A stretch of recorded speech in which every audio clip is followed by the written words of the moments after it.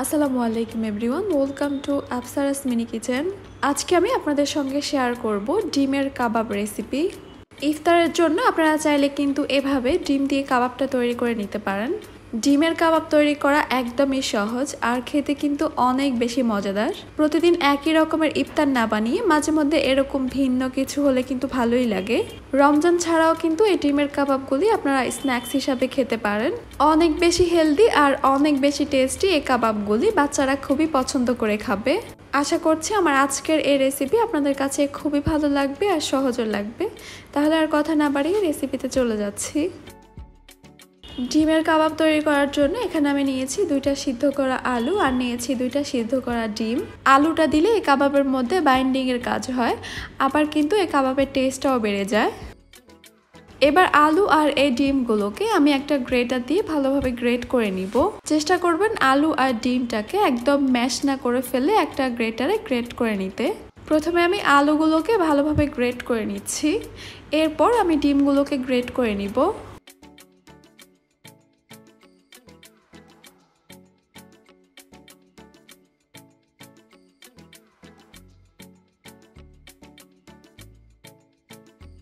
আলুগুলো আর ডিমগুলো ভালোভাবে গ্রেট করে নেওয়া হয়ে গেছে। এবার আমি এখানে দিয়ে দিচ্ছি হাফ চা চামচ চিলি ফ্লেক্স, গরম মশলা গুঁড়া দিয়ে দিচ্ছি হাফ চা চামচ,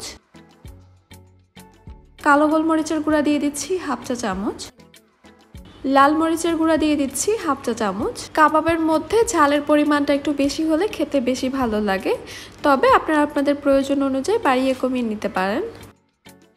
ভাজা জিরার গুঁড়া দিয়ে দিচ্ছি হাফ চা চামচ, হাফ চা চামচ দিচ্ছি রসুন গুঁড়া,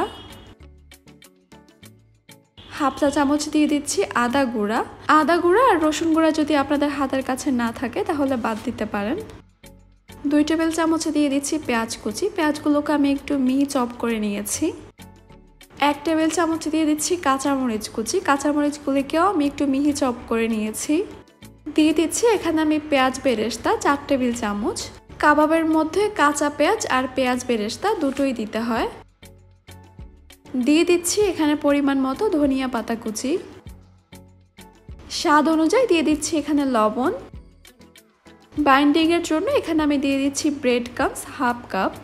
ব্রেড ক্রাম্বসের পরিবর্তে আপনারা এখানে চাইলে ময়দা বা বেসনও দিতে পারেন। এইবার এই সব কিছুকে আমি একসঙ্গে ভালোভাবে মিশিয়ে নিচ্ছি।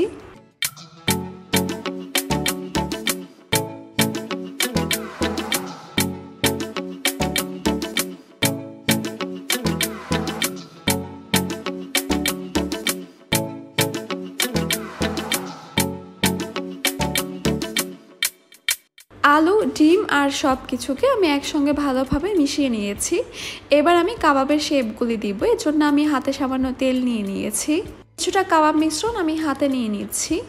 এরপর প্রথমে আমি গোল করে নিচ্ছি, তারপর একটু চ্যাপটা করে নিচ্ছি, ঠিক যেভাবে কাবাবটা তৈরি করা হয়। কাবাবগুলোর উপরে আর চারপাশে যেন একদম স্মুথ থাকে, মানে যেন কোনো ফাটল বা ক্র্যাক না থাকে। বাস আমার একটা কাবাব তৈরি করা হয়ে গেছে। এবার আমি আপনাদেরকে এই কাবাবটা দেখিয়ে দিচ্ছি। দেখতেই পাচ্ছেন এই কাবাবটা কিন্তু আমি একটু মোটা রেখেছি, আর কাবাব কিন্তু একটু মোটাই রাখতে হয়। এইভাবে আমি একে একে বাকি কাবাবগুলিকে তৈরি করে নিচ্ছি। সবগুলি কাবাব তৈরি হয়ে গেলে এবার আমি এগুলোকে ভাজতে চলে যাচ্ছি। একটা প্যানে আমি পরিমাণ মতো তেল নিয়ে নিয়েছি, আর তেলটা যখন কিছুটা গরম হয়ে আসবে তখন আমি একে একে কাবাবগুলো দিয়ে দিচ্ছি। একসঙ্গে কিন্তু বেশ অনেকগুলো করে কাবাব ভেজে নেওয়া যাবে। চুলার হিটটাকে হাই মিডিয়ামের মাঝামাঝি রেখে এখন আমি এই কাবাবগুলোকে ভেজে নিব গোল্ডেন কালার করে। যেহেতু আজকে আমি ডিমের কাবাব তৈরি করছি, তাই ভাজার সময় কিন্তু তেলের মধ্যে অনেক বেশি বাবলস চলে আসবে। বাবলসগুলোর জন্য কিন্তু কাবাবগুলো ভাজা হয়েছে কিনা দেখা যাচ্ছে না, তাই একটু পরপর উপরে তুলে চেক করে নিতে হবে। যেহেতু আলু আর ডিম দুটোই সিদ্ধ করা ছিল, তাই এই কাবাবগুলো ভাজা হতে বেশি সময় লাগবে না। এই কাবাবগুলো ভাজতে আমার সময় লেগেছে 3 থেকে 4 মিনিট। দেখতেই পাচ্ছেন কাবাবগুলোর মধ্যে খুব সুন্দর একটা গোল্ডেন কালার চলে আসছে। এবার আমি এগুলোকে তেল ঝরিয়ে একটা স্ট্রেনারে করে তুলে নিচ্ছি।